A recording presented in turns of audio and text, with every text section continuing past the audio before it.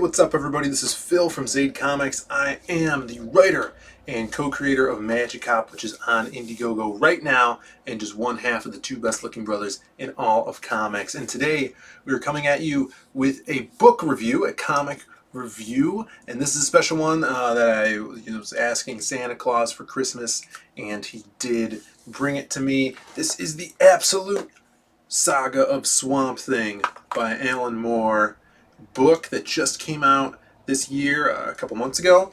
And look at this thing. We're going to be talking about everything about it, how it looks, the new recoloring, and why I love this story and writing so much. So let's get. So as you can see, this is a huge book. It's an oversized edition for like the omnibus collectibles. This is the volume 1, so this is not the full run. The actual volumes you can get, this is the first volume you can get in trade at any local comic book store. And yeah, you can see how much bigger it is than a regular sized comic. This is how I have the original run on it, in this trade. It's awesome. You could definitely pick it up. I would suggest actually, picking this up first to see the original colors, because I actually like seeing the originals and kind of the modern take, owning both of them, because you do lose some of the colors that were intended by the original artists and creators if you do get this modern colored version, but we'll get into that in a second. As for the art on the slipcase, it is gorgeous, awesomely displayed. You have the spine here where it would be displayed, and this beautiful back piece of Swamp Thing very elegantly, and the inside spine of the actual book, as you can see here, done very well. And when you slip this thing out, oh man, it just keeps getting better and better. We'll put the slipcase to the side. This is the back of the book now. You have a very subtle yet elegant, I should say, stamp piece at the bottom saying Vertigo, RIP, R.I.P. Vertigo, which is no longer around, unfortunately. And you get this cover. Look at that. Very fancy, very elegant. And there's that spine again. This outer cover is amazing. You have to feel it, and I know you won't be able to, even if you find it in a store, it'll be covered in plastic, but the feeling of this hardcover is as if they put moss on here. Through the whole thing, it's like a velvety, mossy feeling, right down to the theme of the Swamp Thing. And it does have a little bookmark built in, so wherever you're reading, where you stop, you can put it in like an actual fancy novel put out by Barnes and Noble or something like that. And when we open it up, the colors are modern, brand new. And I know this was a talking point about why people didn't like this, is because they revamped the colors. And they actually do that with a lot of comics from the 80s. They'll go back and recolor the whole thing with a modern colorist.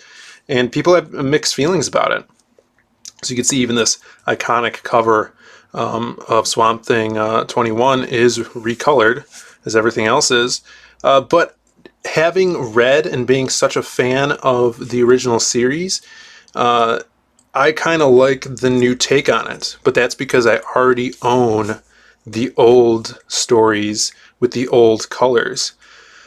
Coming back to it and reading it another time with these new colors gives you kind of a different look at it. It's a different experience, because it does change a lot of the book. Not story sense and not fully art sense, but you get a different perspective on it with these different colors. It's, seeing a movie from the old days in a new resolution. I'm going to try to find, this is a good example here. This is one of my favorite issues, the first appearance of Jason Blood in Saga of Swamp Thing. not his first appearance in general, but just in the Swamp Thing story. We have Jason right here. I'm going to find that page in the old one. We'll take a look at it. Here, issue 26 of Saga of Swamp Thing. We have Jason Blood, and Etrigan is also in this one. We'll actually flip to this cover because this is my favorite. One of my favorite Swamp Thing covers is we see Etrigan in the background, and right here we have that same cover.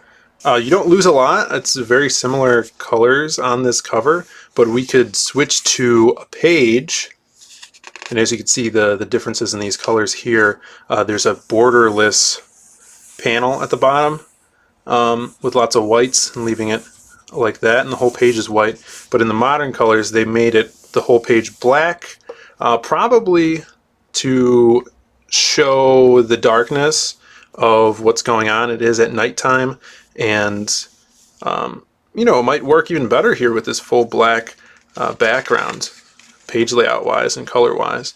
As we turn the page, same thing, keeping the background white and changing it black over here.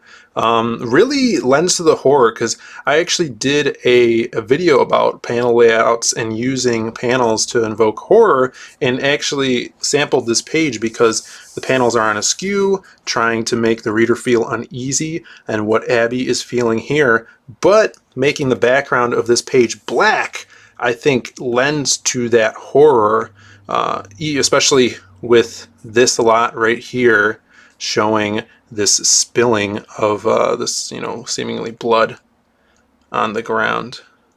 So even though the colors are different from the original, you get another glimpse at it.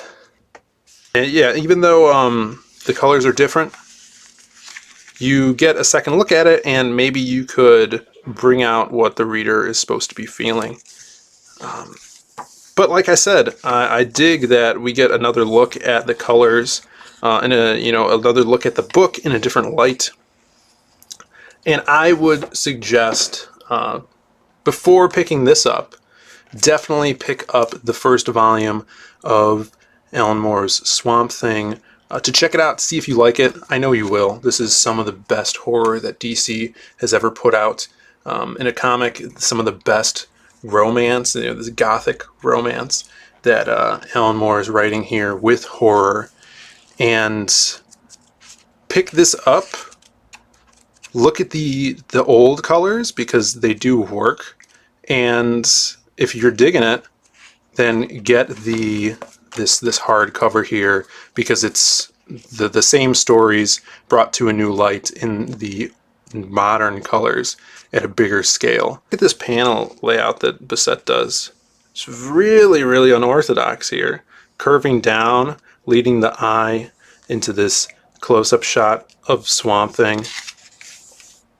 Just beautiful stuff he was doing, and a lot of the shadowing that he does with his inks that lay over and cross over with the colors.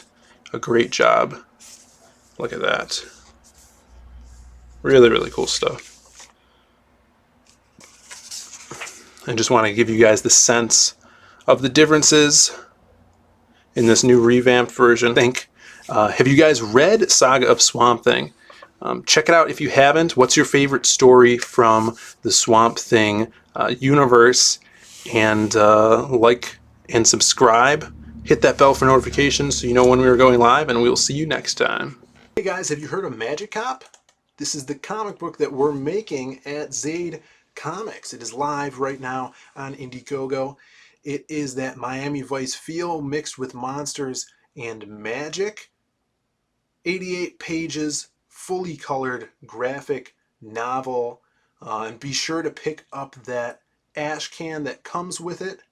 It's going to have a bunch of concept art and a 12-page pilot issue. So check it out. We're fully funded. That means if you back it, you're definitely going to get this book. And we're heading on for the stretch goals. So help us out to get there. Thanks, everybody.